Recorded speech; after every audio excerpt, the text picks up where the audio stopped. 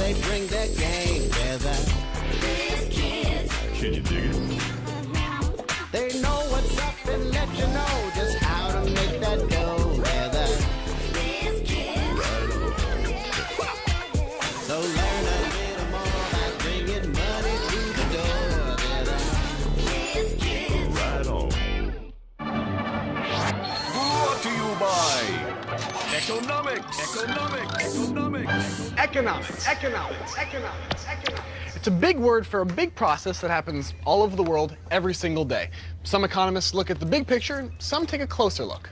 Hey, is that me? Yes, it is, a consumer. And because consumer spending influences the economy, economists want to know what decisions you make with your money. They're watching me? Relax, not just you. Microeconomics is the study of individuals, firms, markets. Okay, well, just for the record, if I was seen buying a stuffed animal, that was not for me, okay? It's for my sister. Macroeconomics is the economic study of a single country, or even the whole world. Well, then why do they care what I'm buying? They want to know why you make the decisions you make.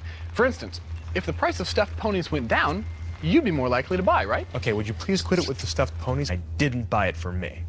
Right. And price has to do with supply and demand, something that economists look at all the time. More people demand stuffed ponies, price goes up. Please. The leaders of countries use macroeconomics to try and figure out how to encourage economic growth. Macro, micro. Economists are always watching. This is weird. Economics is all about how do you make decisions about using scarce resources. My name is Christina Tapia, and I teach economics. Economists study the sale of all kinds of goods and services around the world.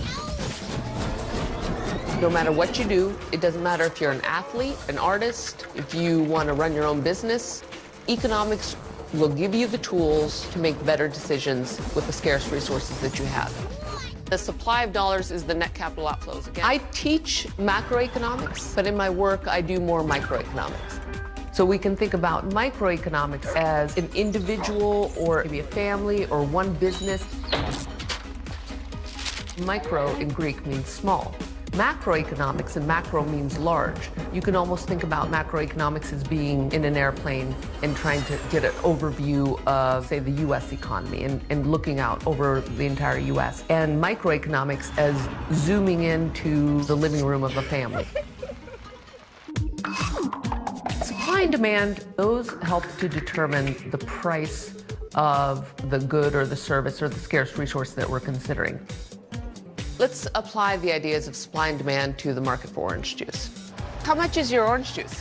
There's a certain demand for orange juice. On the supply side, you have farmers who have their orchards of orange trees, and they take their supply and bring it to the market, and they try and meet our demand for orange juice. And so supply and demand for orange juice will determine what price we have to pay when we go to the grocery store to buy orange juice.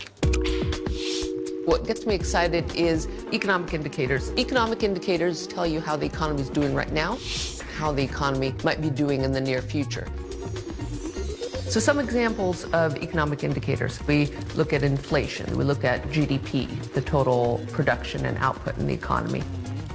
We look at unemployment to see how is the labor force doing. Are people finding jobs? Here you will find jobs. There's one economic indicator called the Big Mac Index. Well, economists study all kinds of economic indicators. Big Mac's is kind of a unique one.